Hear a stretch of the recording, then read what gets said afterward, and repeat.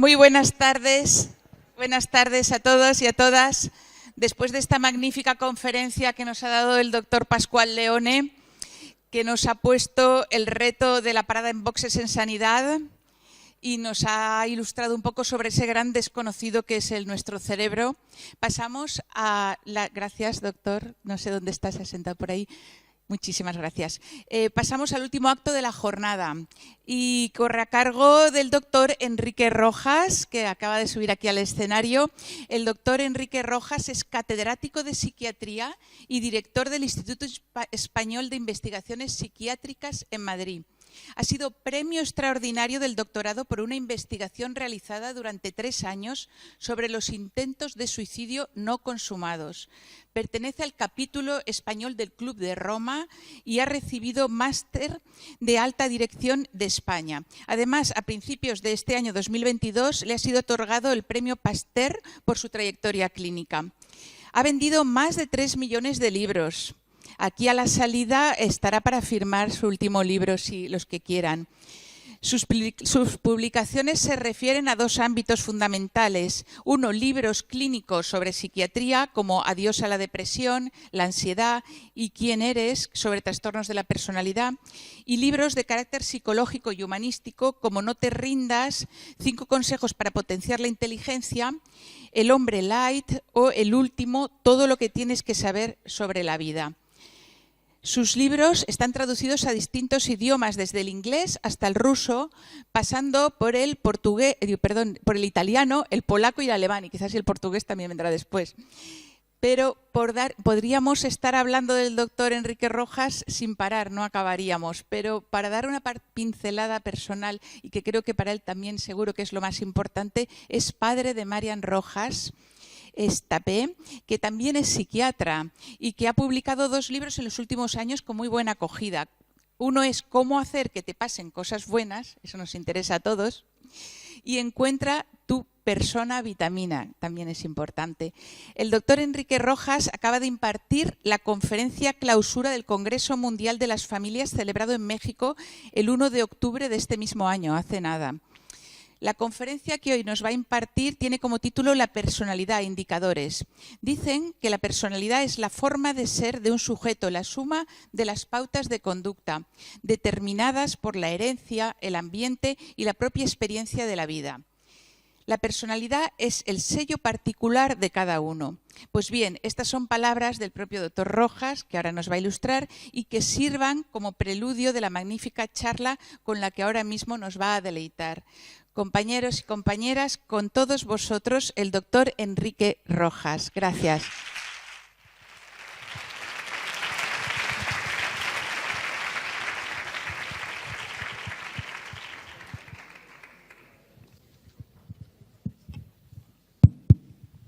Buenas tardes. Bueno, pues muchas gracias por estas palabras de presentación. Vuelvo a Valencia, que es una ciudad que me encanta. Y yo voy a hablarles hoy, voy a tratarles como si fueran ustedes alumnos de mucha gente joven. Y voy a hablarles del título, como ha dicho la presidenta del Colegio de Médicos, es así, un pequeño matiz, indicadores de madurez de la personalidad. Esta es la conferencia la he dado yo hace poco en Nueva York, en la NYU, que es una universidad donde yo voy con frecuencia, soy profesor visitante, voy cuando me invitan. Indicator of Maturity of the Personality. Y voy a hacer un decálogo para que ustedes puedan seguirme y luego pues puedan ustedes cotejar estos 10 puntos de lo que es una personalidad madura, ¿no? Me abro paso entre masas de pensamientos. Me adentro en los paisajes interiores buscando una cuestión importante, que es cómo una persona puede construirse a sí misma, hacerse, edificarse de una forma gradual.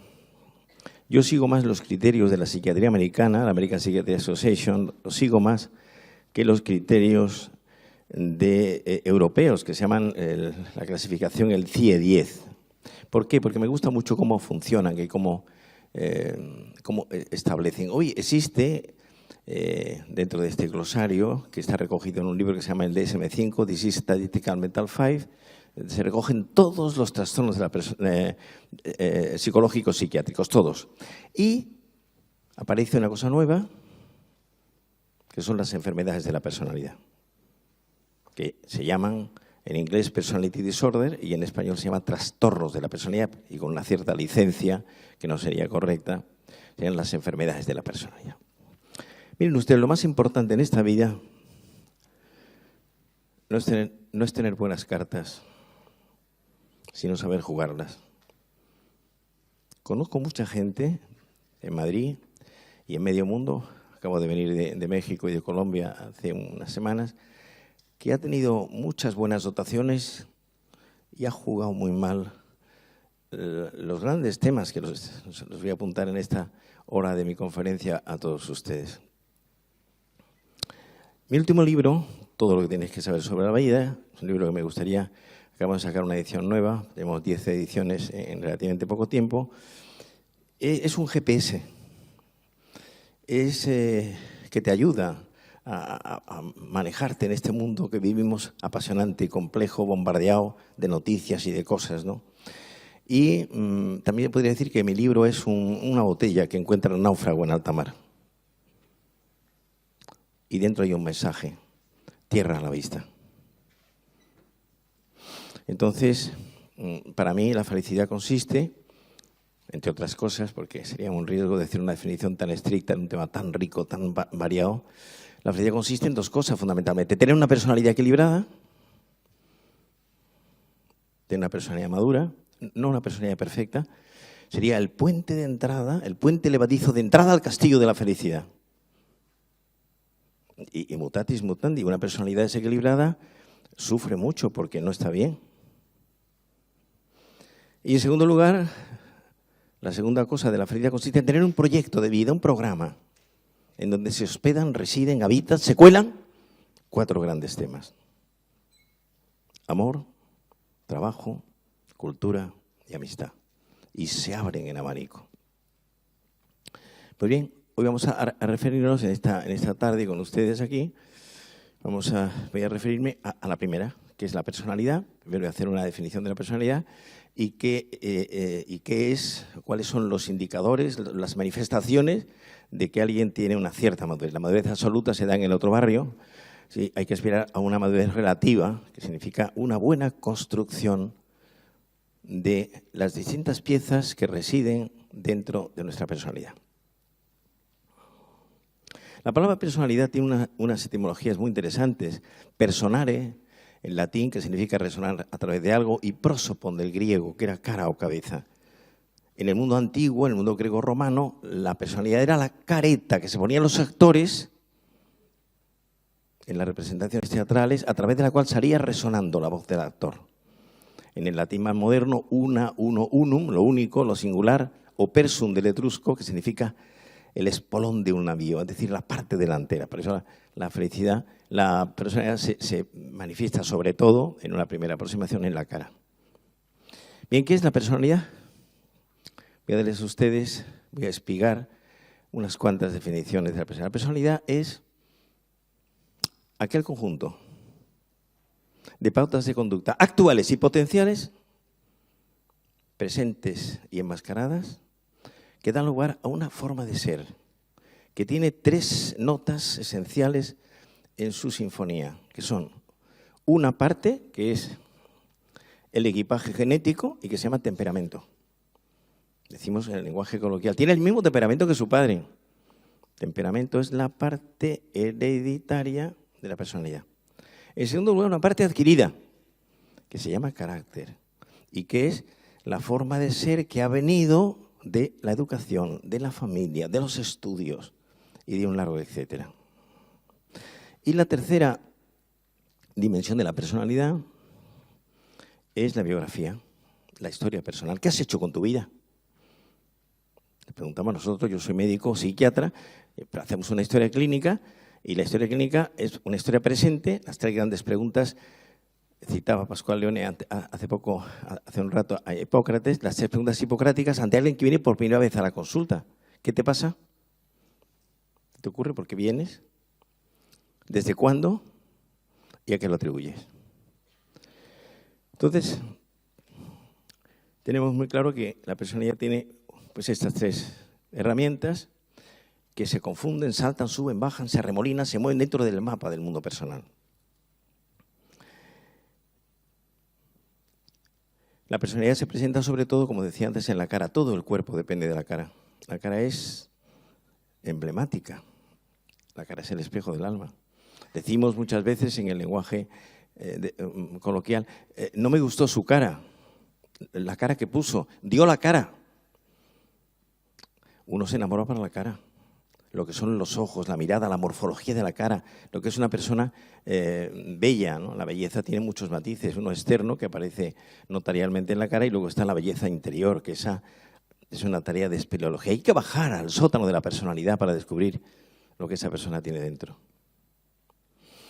Entonces, la personalidad tiene en el conjunto del cuerpo, en la cara sobre todo y en las manos, una representación extraordinaria.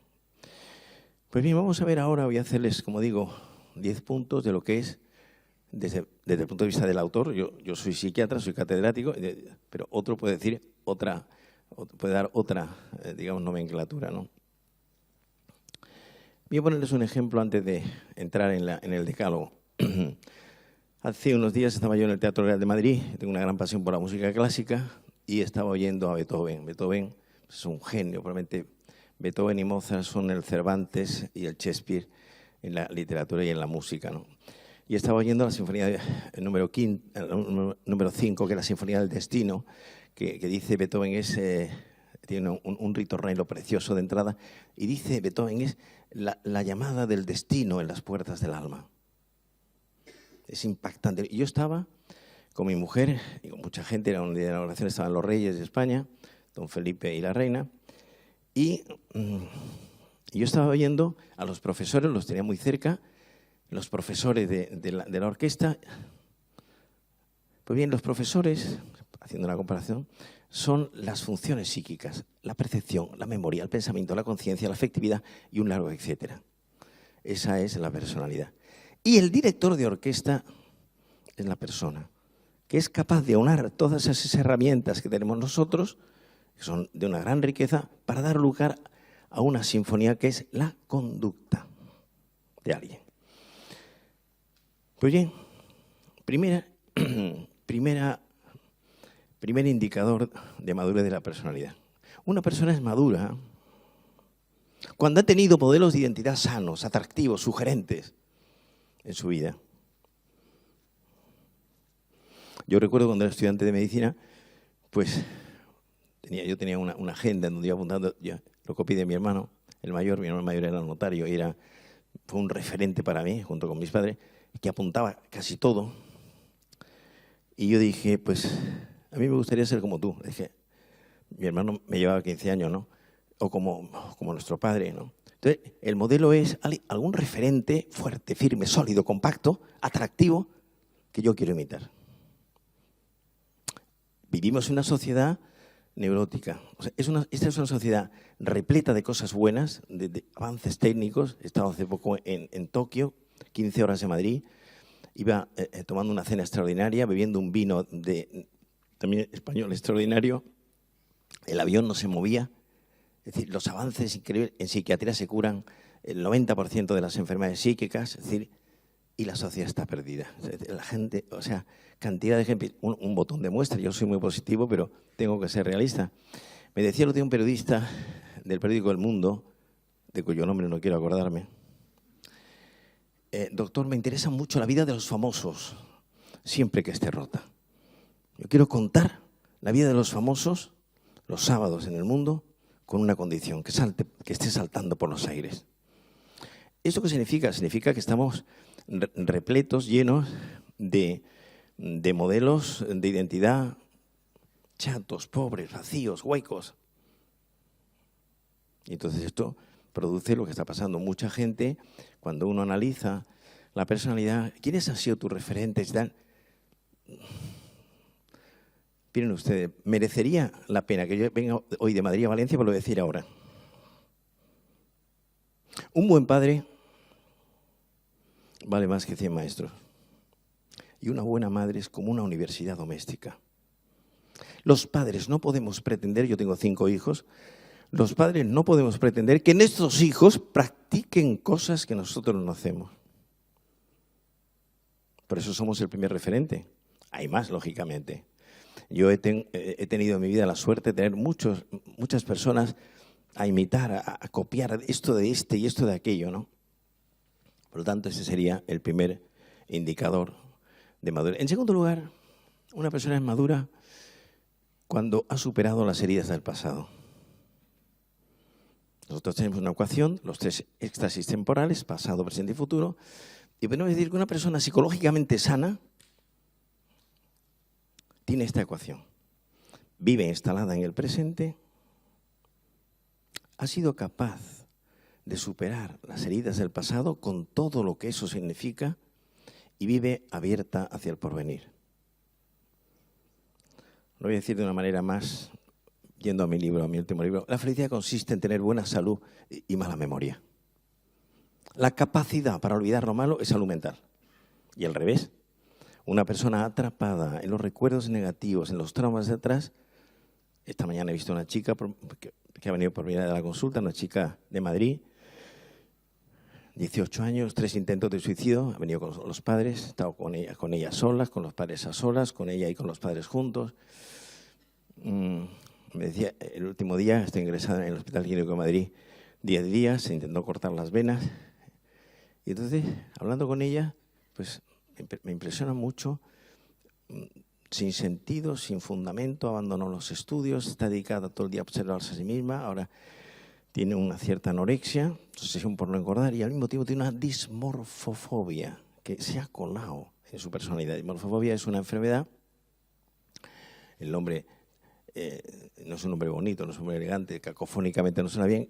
Dismorfofobia significa deformación subjetiva de la percepción de mi cuerpo. Doctor, yo me miro al espejo y no me gusto. No me gusta mi cara, no me gusta mi pecho, no, yo estoy obsesionada con los kilos. Esto ha venido a posteriori. Por lo tanto, la felicidad, la personalidad equilibrada tiene esta ecuación. Insisto, nosotros los psiquiatras y los psicólogos vamos de excursión al pasado de una persona y nos adentramos en la frondosidad de lo de atrás. Entonces tenemos que ver la enorme importancia que tiene esto. Mucha gente traumatizada por el pasado lleva una mochila negativa que no la suelta. Entonces, un indicador de inmadurez de la personalidad es alguien que no ha sido capaz de superar las adversidades de atrás. En tercer lugar, una personalidad madura es aquella que ha conseguido una buena ecuación entre corazón y cabeza. Son los dos grandes arbotantes, piensen ustedes, que si hacemos un resumen de todas las funciones psíquicas que tenemos, que son muchas, hace un rato oíamos hablar de la importancia de la memoria, ¿no? Pues las dos más importantes, las dos que llevan la voz cantante son la inteligencia y la afectividad. Voy a darles a ustedes unas pinceladas, podría estar hablando de esto toda la tarde, unas pinceladas sobre ambas. La inteligencia, intus legere, del latín, leer por dentro. La inteligencia, ¿qué es? Inteligencia es capacidad de síntesis. Inteligencia es saber distinguir lo accesorio de lo fundamental. Inteligencia es capacidad para captar la realidad en su complejidad y en sus conexiones. O dicho en un lenguaje más moderno, el lenguaje del ordenador, sería inteligencia es la capacidad para recibir información, input, procesarla de forma adecuada, ordenarla en el archivo, en nuestros archivos mentales y dar respuestas eficaces, output, que se ajustan a la realidad. Por lo tanto, la inteligencia es fundamental, ¿no? Hay muchos tipos de inteligencias. Nosotros hablamos de inteligencias en plural. Yo tengo un libro sobre este tema de Planeta que ha salido hace poco.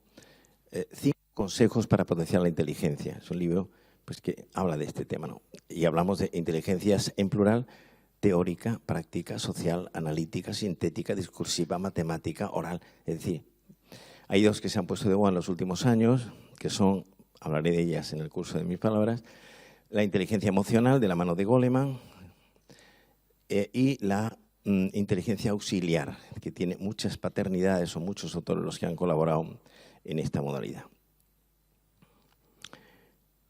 Bien.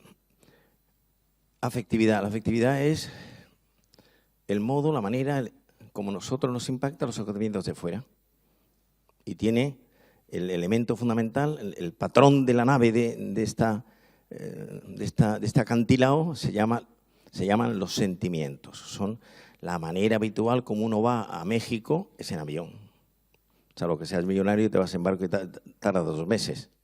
Entonces, la manera habitual como se explora el mundo afectivo es a través de los sentimientos. Pues bien, una persona madura es aquella que ha compaginado bien. Pensemos, por ejemplo, una persona demasiado sensible, demasiado afectiva, que sufre por todo, no está bien configurada. Y al revés, pensemos una persona fría, cerebral, con muy poca manifestación emotiva. Eso no es la vida. Eso lo vemos. Yo veo mucha gente. Nosotros hacemos mucha psicoterapia en nuestro equipo en Madrid, pero mucha. Por eso estamos desbordados. Y muchas veces le digo, con esta chica que les comento, que he visto hace un rato, y le he empezado un Behavior Guidelines, un programa de conducta, y el primer objetivo es luchar por no ser tan hipersensible. O sea, es una chica, digo, eres de cristal italiano, de la isla de Murano. Le afecta todo mucho, un encontronazo fuerte con su madre, tiene una hermana que estudia medicina en Madrid, y ella sufre por todo. Pues. O al revés, una persona fría, distante, glacial, monosilábica. Eso no es. Por tanto, sería este objetivo que me parece muy interesante. En tercer lugar, una persona es madura cuando tiene una voluntad fuerte, firme, sólida. La voluntad es importantísima.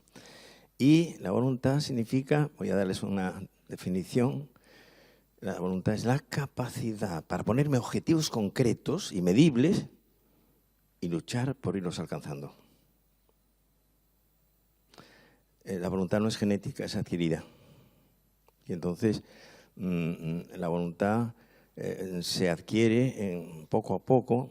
Es muy importante en la educación. Miren ustedes, nota a pie de página. Educar es convertir a alguien en persona. Educar es seducir con los valores que no pasan de moda. Educare, acompañar, ir con alguien, enseñar lo mejor, sacar lo mejor de una persona. Y entonces, miren ustedes, una persona sin voluntad es como un niño pequeño, que está a merced del capricho del momento. Con la voluntad educada, fuerte, firme, sólida, compacta, consistente, somos enanos a hombros de los gigantes. Y una persona sin voluntad es como un niño pequeño. Voy a ponerles un ejemplo ante los jóvenes que tengo delante de mí en esta parte izquierda del aula. Me decía el otro día un chico joven que tiene un fracaso en los estudios y que es un maestro, es un artista en el arte de perder el tiempo. Y me dice, bueno, explíqueme usted, doctor, está su madre delante, explíqueme usted, doctor, porque yo he suspendido, estoy a derecho, ha repetido primero 2 años, está en segundo, está repitiendo segundo. Y pongamos usted un ejemplo, está leyendo un libro mío que se llama La conquista de la voluntad. Pongamos usted un ejemplo de cómo se puede fomentar la voluntad. Porque debería haber una pastilla, me dice él. Digo, sí, que te la tomas y la voluntad viene rápidamente y te ayuda. Y digo, mira, tú como eres estudiante, pues te voy a decir una tabla de ejercicios de gimnasia de voluntad. Igual que se hace estoy rodeado en Madrid de gente que va al gimnasio a desarrollar los pectorales. Tengo un entrenador personal, no me parece mal, pero me parece más interesante fomentar la voluntad. Y le digo, mira, te voy a dar una tabla de ejercicios, ve tomando nota. El 90% de nuestros pacientes, no, más el 95%, tienen una libreta, que es una Moleskine, que las compramos nosotros de 100 en 100, a nuestras secretarias. Y todo el mundo, estaba en la Feria del Libro con mi hija Marian en junio, y estuvimos 2 horas y pico firmando ejemplares. Creíamos que no salíamos de la feria, porque además en la feria la gente aprovecha la ocasión, en nuestro caso, porque nosotros no somos escritores, somos médicos que escribimos, para decir, mejor el Lexatin que el Orfidal. ¿Usted qué me daría para la ansiedad? Entonces, lógicamente se alarga la firma, con lo cual uno puede estar allí hasta la medianoche, ¿no? Bueno, entonces le digo, mira, te voy a decir una tabla de ejercicios de gimnasia de voluntad. Primero, cuando por la mañana te toca el despertador, saltas enseguida de la cama y te levantas. La costumbre de vencerme en lo pequeño, sin esperar mucho tiempo, sobre la marcha, y te metes en la ducha.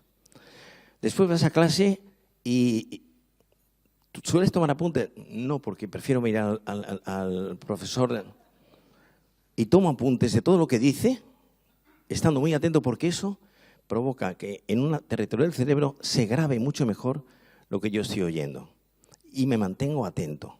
Después vengo a casa, como y me pongo a estudiar a las 4 o a las 4:30, todos los días, a hora fija, aunque no tengo gana.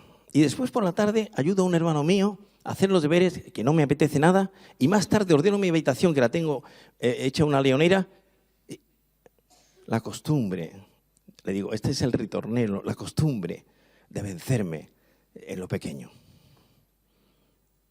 Y entonces la voluntad es, cuando tienes voluntad los sueños se hacen realidad. Es mucho más importante la voluntad que la inteligencia. Y entonces la voluntad es la joya de la corona, de la conducta. Y el que la tiene posee un tesoro. Cuarto, ¿voy por el cuarto? Quinto, ¿no? Lo tengo en la cabeza. Quinto, una persona madura es aquella que ha sabido diseñar un proyecto de vida personal, un programa. Y ese programa tiene una serie de elementos que hay que trabajarlos. Yo no creo en la felicidad absoluta, lo he dicho de pasada hace un rato, ¿no? Decía nota a pie de página, decía el viejo derecho romano que eran 3 las causas para ser feliz. Honeste vivere, alterum non ladere, sum quique tribuere. Vivir honestamente, no dañar a nadie y dar a cada uno lo suyo. Entonces, bueno, pues la felicidad no viene a la vuelta de la esquina, sino la felicidad es suma y compendio de lo que yo he hecho con mi vida de acuerdo con lo que proyecté.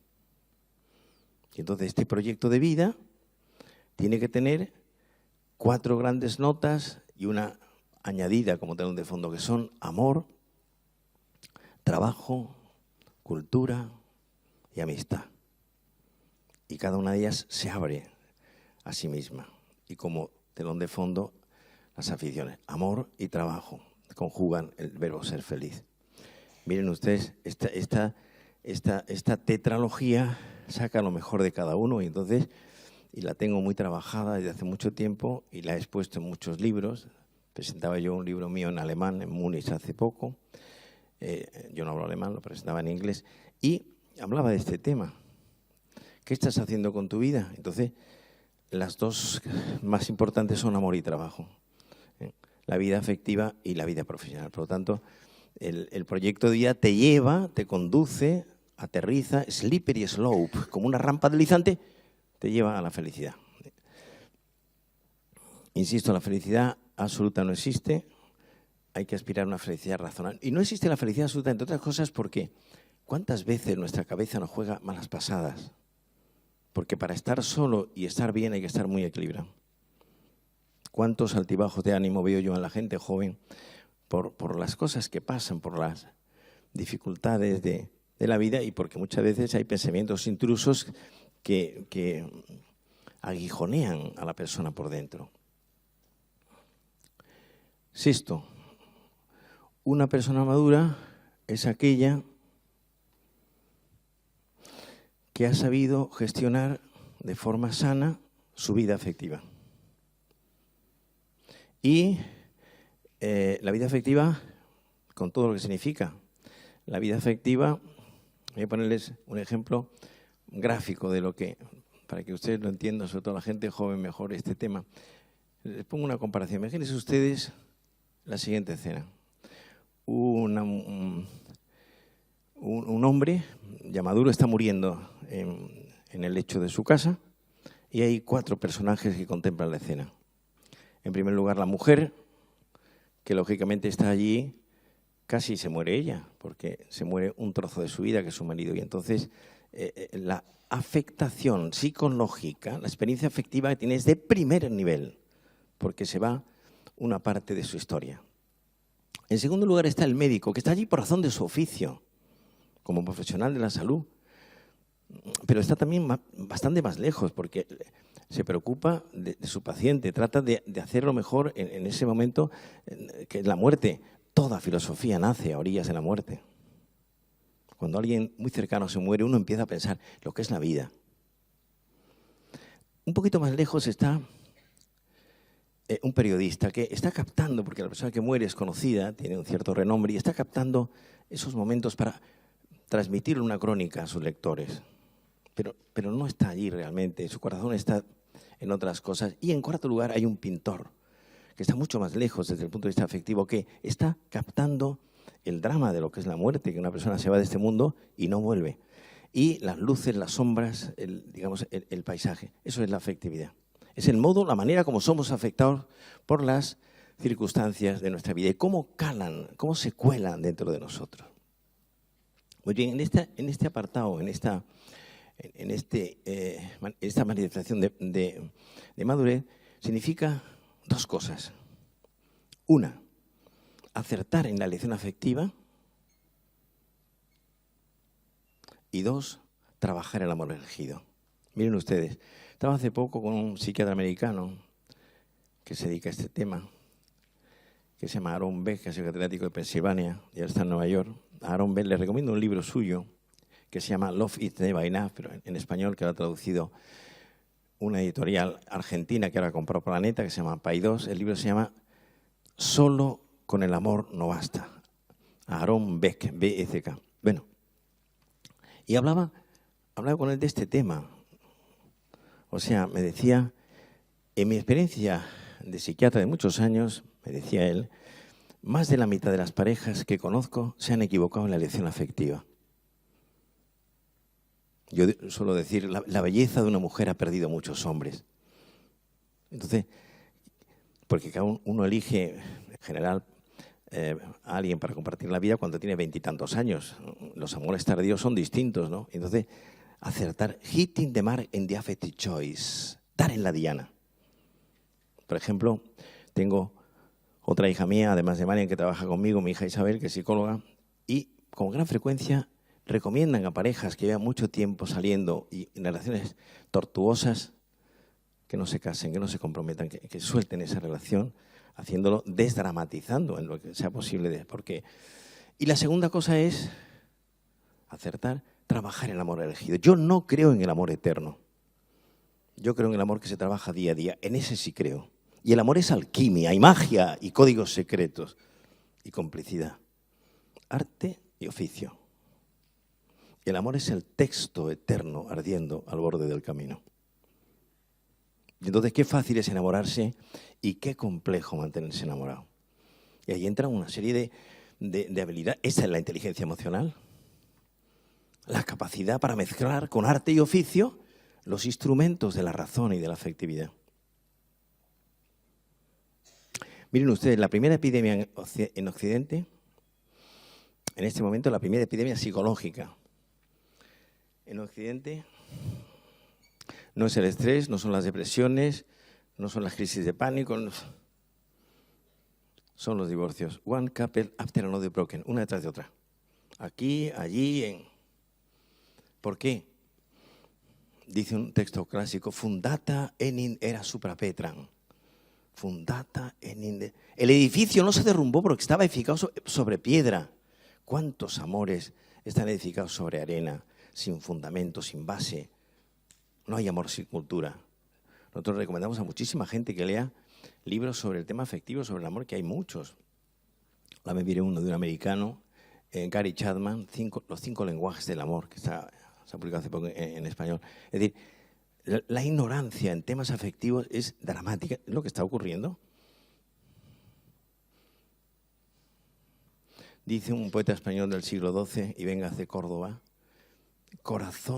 siglo XII, corazón que no quiera sufrir dolores, pase la vida libre de amores.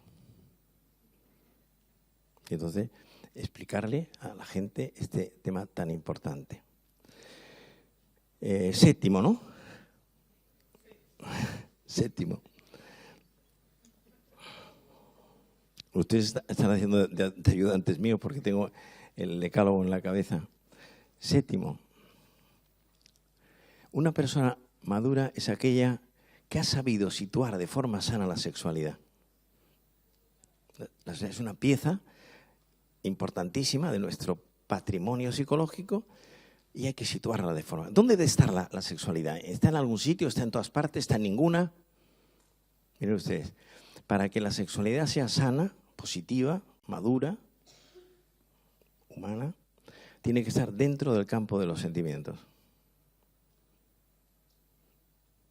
Y entonces, pero claro, estamos viviendo en este momento una revolución sexual extraordinaria. He estado hace año y medio en Oklahoma, no había ido en mi vida a este estado, estuve en la ciudad de Tulsa, una ciudad muy importante en el centro de Estados Unidos, y coincidí, no había estado nunca con él, con la persona que más sabe, o una de las personas que más sabe de pornografía de Estados Unidos, que se llama Peter Kleponis, es americano, y me dijo, doctor Rojas, estábamos mucha gente, tuvimos un petit comité con él, usted no sabe que la epidemia de pornografía invade el mundo, es una de las grandes industrias. Entonces, claro, me compré su libro, que yo había leído artículos de él, pero no sabía, tiene un libro publicado sobre pornografía, bueno, tiene varios, pero uno que es, digamos, su buque insignia.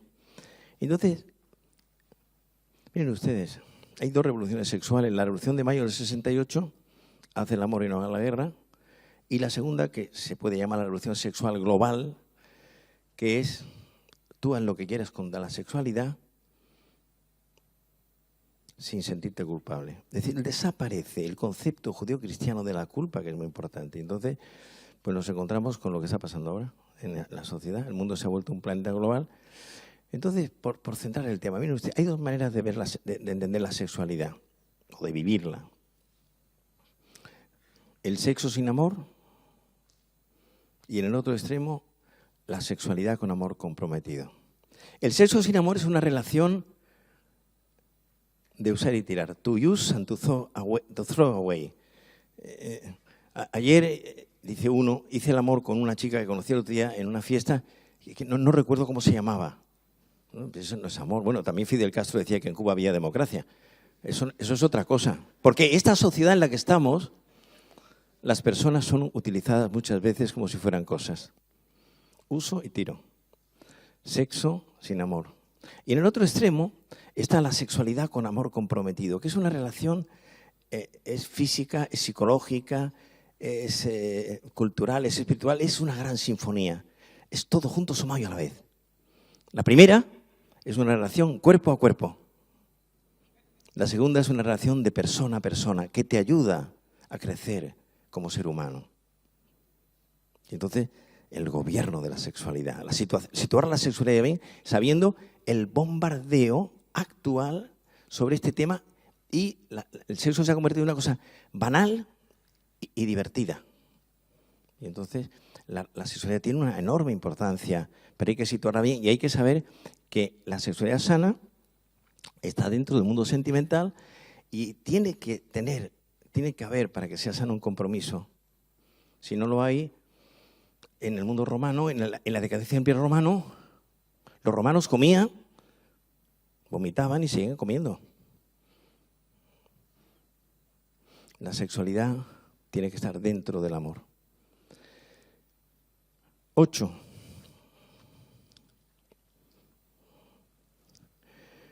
Una persona es madura cuando es o ha sabido ser independiente de la gente. Que significa tener una cierta independencia no que los demás no te importen, sino que no dependes de ellos. De hecho, yo tengo un libro que se llama ¿Quién eres?, que es un libro sobre la personalidad, es un libro de Planeta, en donde hablo de la personalidad dependiente, que está registrada en la American Psychiatric Association, se llama así, personalidad dependiente. Entonces, ¿qué significa ser independiente de la gente? Voy a decirles 4 o 5 cosas a este respecto. Ser independiente significa, son varias pinceladas, que me afecta poco el qué dirán.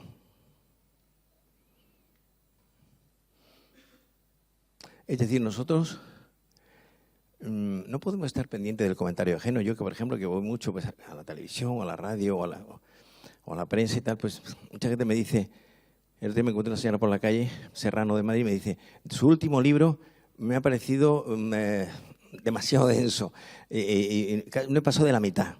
Bueno, pues aquí paz y allí gloria, ¿no? O sea, solo faltaba que mis libros o cualquier actividad mía, pues todo el mundo dijera, como es lógico, pues a unos les gusta, y no pasa nada. O sea, relativizar eso, ¿no?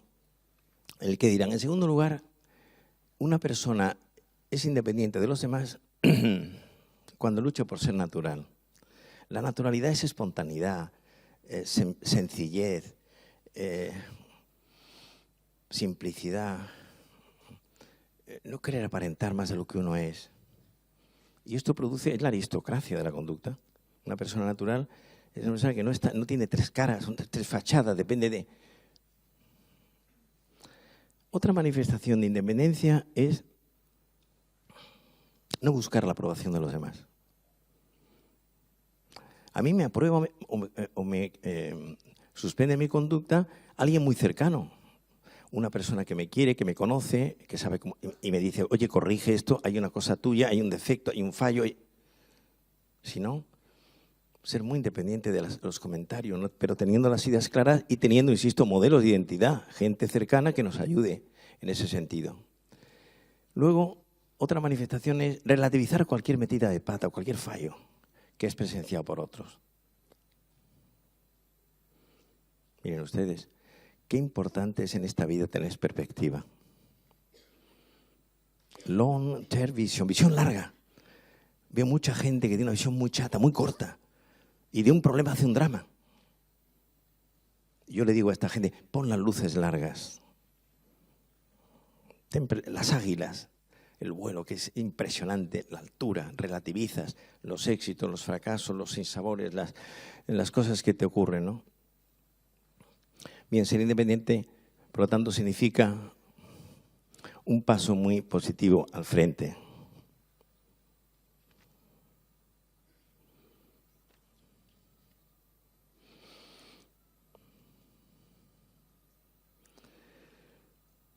Nueve. Una persona madura es aquella que sabe darle a las cosas que le pasan la importancia que realmente tienen. Entonces, pues muchas veces tenemos ejemplos de gente muy sencilla. Voy a contar a ustedes dos anécdotas. Bueno, una que quiero contarles es de Nueva York. Yo la primera vez que fui a dar clase a la NYU de Nueva York, me pasó la siguiente anécdota.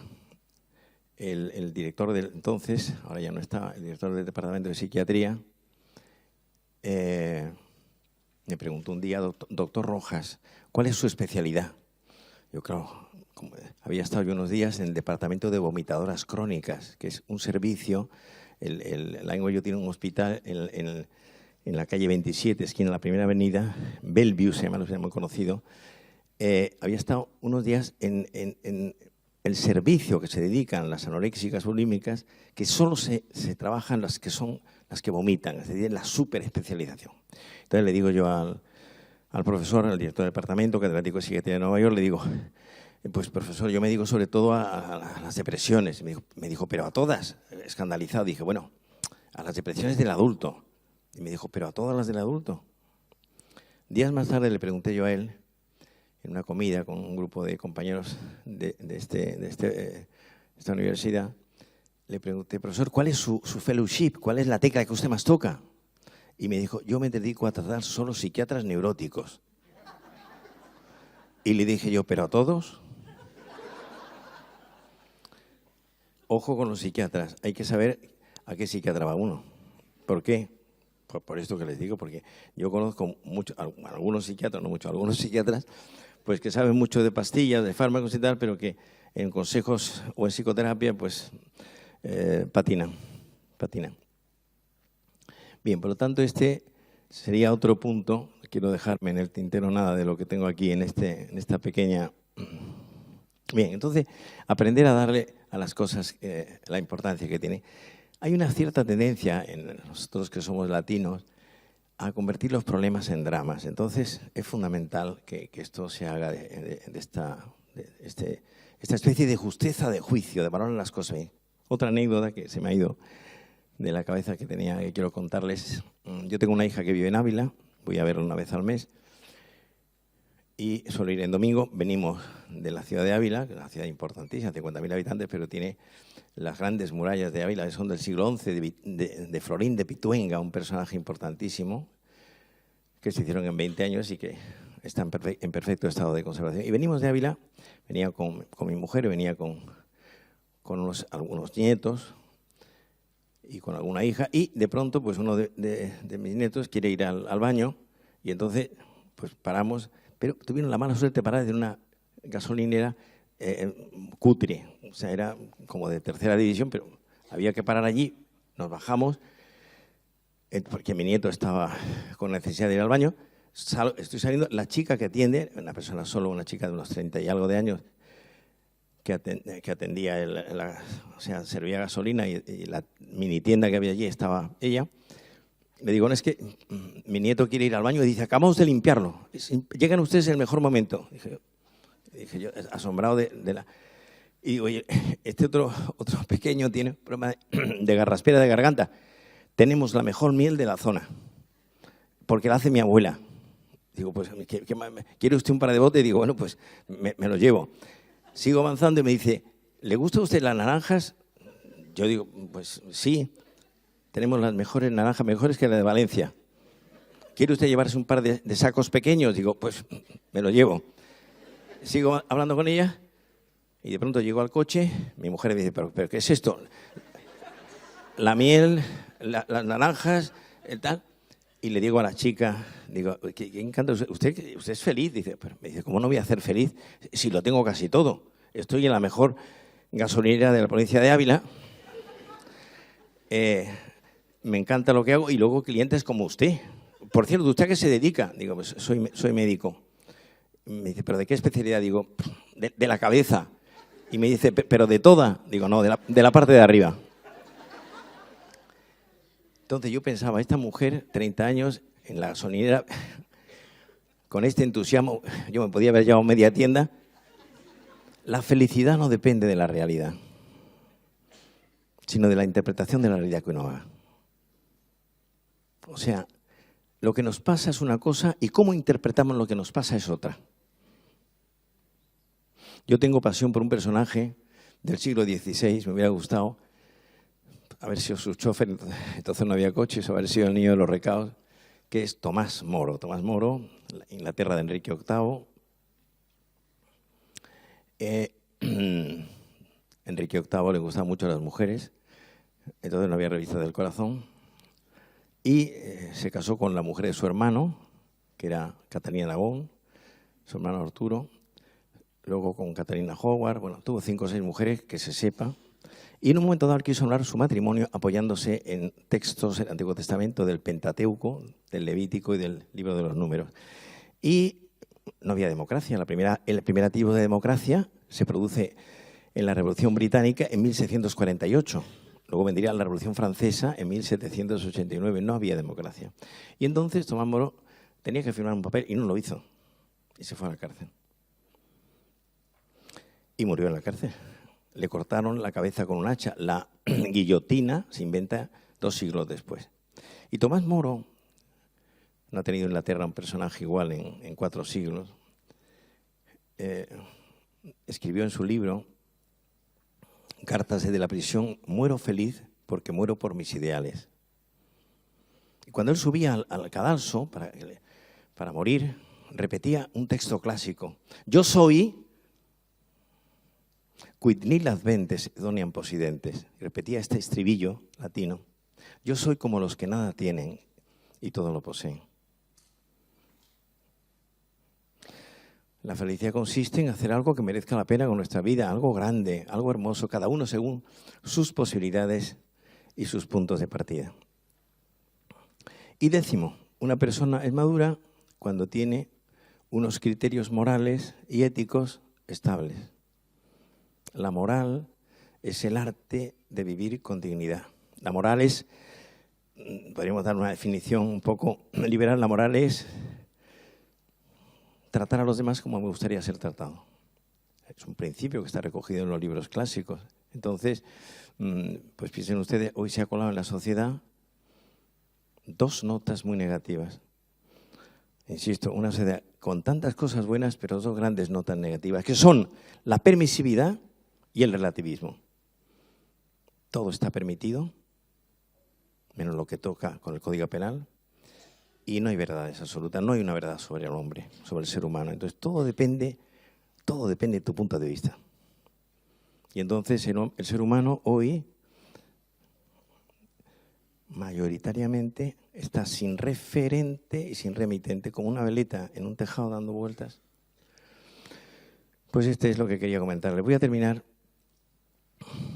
con unas pinceladas sobre la felicidad.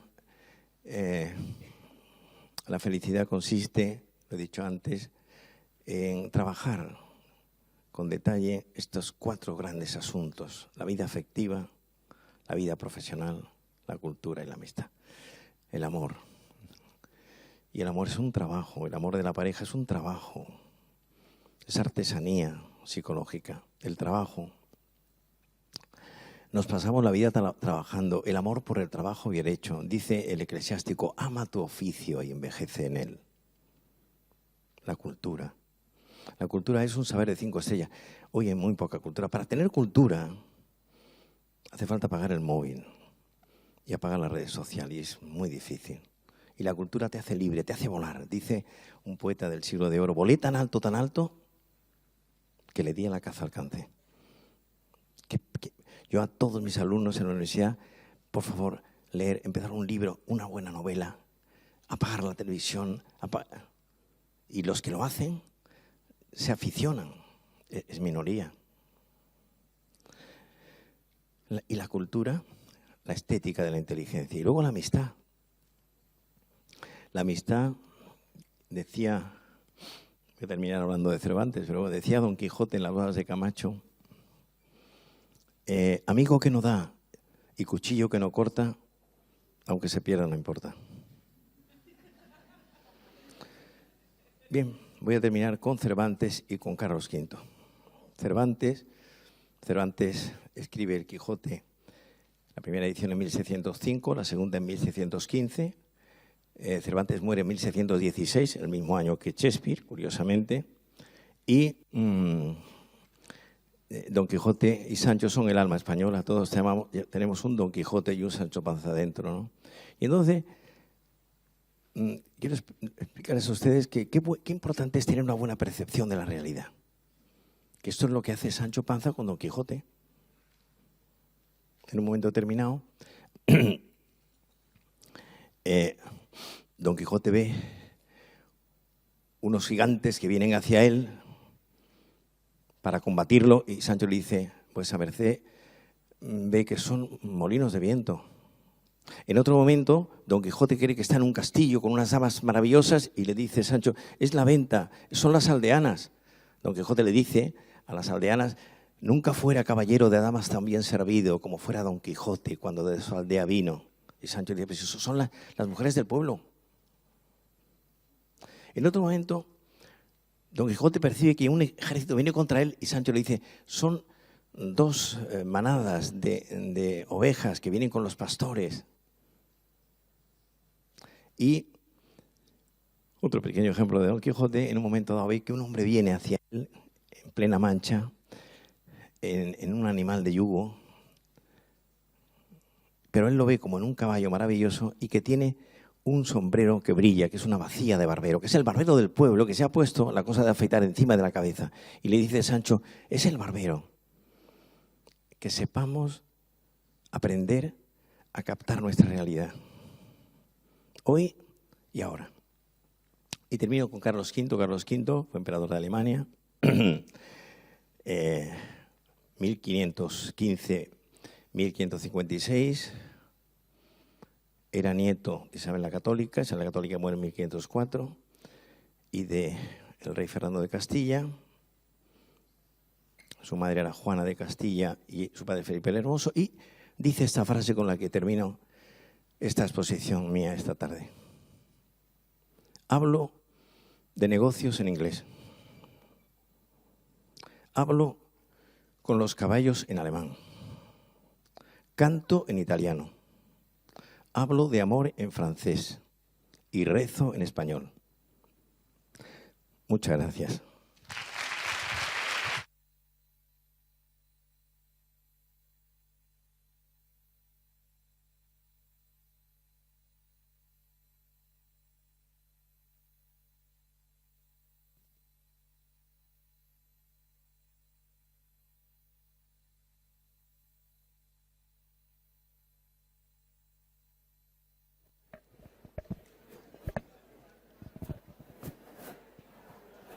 Ajustado al tiempo perfecto. Una maravilla. Nos ha hecho disfrutar.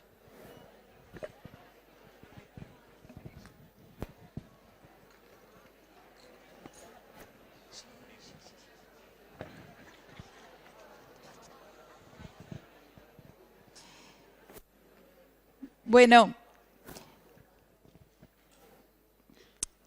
a ver, ¿cómo decirle, doctor Rojas, que nos ha dejado a todos con una conferencia magistral maravillosa, que es una lección de vida, nos ha dado una lección de vida y que la guardaremos, vamos, como oro en paño.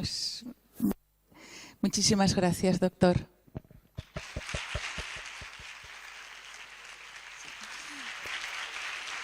Deciros que a la salida va a estar el doctor firmando su libro, o sea que todos los que queráis pues podéis acercaros porque va a estar ahora cuando acabemos, clausuramos y podemos salir, ¿vale?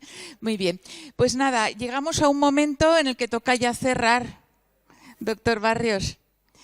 Estimado Carlos Barrios, decano de la Facultad de Medicina de la Universidad Católica de Valencia, queridos ponentes que habéis estado durante el día de hoy, compañeros médicos, estudiantes, llegados a este final de la jornada, yo quiero mostrar mi más sincero agradecimiento a todos los que habéis dedicado este tiempo de viernes para venir aquí al colegio, los que venís de fuera, venir a Valencia y abrirnos los ojos y la mente a todas las experiencias personales y profesionales. Durante todo el día de hoy, con el paciente como epicentro, hemos podido hablar al principio por la mañana sobre el liderazgo y la toma de decisiones en situaciones de estrés, en una charla que ha resultado sumamente interesante.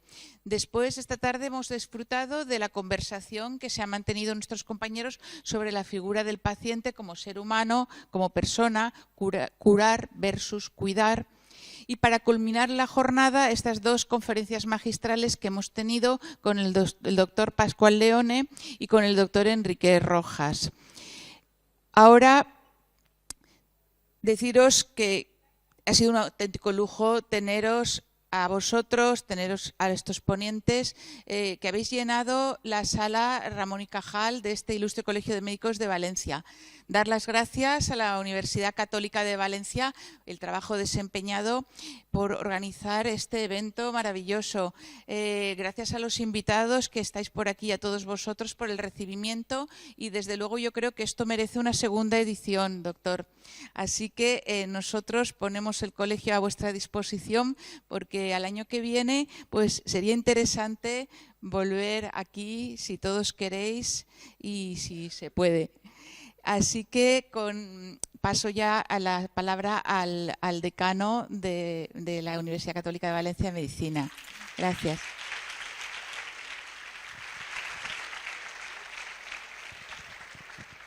Bueno, una despedida muy breve porque si me alargo un poco se estropea toda la sesión, ¿no?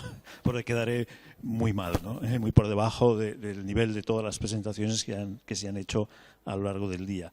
Por otra parte, pues digamos, la declaración programática de la razón de por qué hacemos esta actividad, pues os las he contado esta mañana, ¿no? Bueno, reitero pues mi agradecimiento al Colegio de Médicos que nos ha abierto, como decíamos esta mañana, sus puertas, que nos ha permitido tener esta jornada que ha sido, así como resumen, pues muy estimulante, ¿no? Creo, para todos, ¿no? Se han tratado temas interesantes para nuestra profesión y se ha hecho de un modo también pues, apasionante, por el modo, ¿no?, en el que se han hecho estas presentaciones, ¿no? Me decía ahora en uno de los descansos, uno de los alumnos, egresado ya nuestro, ya hace varios años, que había echado en falta este tipo de actividades durante los años que había estado en la universidad o en la facultad, ¿no? Bien, bueno, pues decíamos esta mañana que esta es una nueva cara de la facultad. Empezamos hoy con esta sesión otro modo de hacer docencia, que lo iréis viendo a lo largo del segundo cuatrimestre, sobre todo en los cursos clínicos. Ya veréis, hay sorpresas que os esperan. Y bien, deciros que hay muchas ideas muy sugerentes, ¿no?, que se han volcado aquí hoy, que son ideas para llevarse a casa, no para olvidar, sino pues para no dejar que se empolven las notas que hemos tomado. Son ideas para ir rumiando, aunque la palabra no sea la más adecuada, pero bueno, que son aspectos que forman parte o deben de formar parte del sustrato de nuestra vida personal y también de nuestra actividad profesional. Si nuestra vida personal no tiene sustrato, es imposible después ser buenos profesionales. Seremos buenos técnicos, pero eso no es lo importante de nuestra profesión.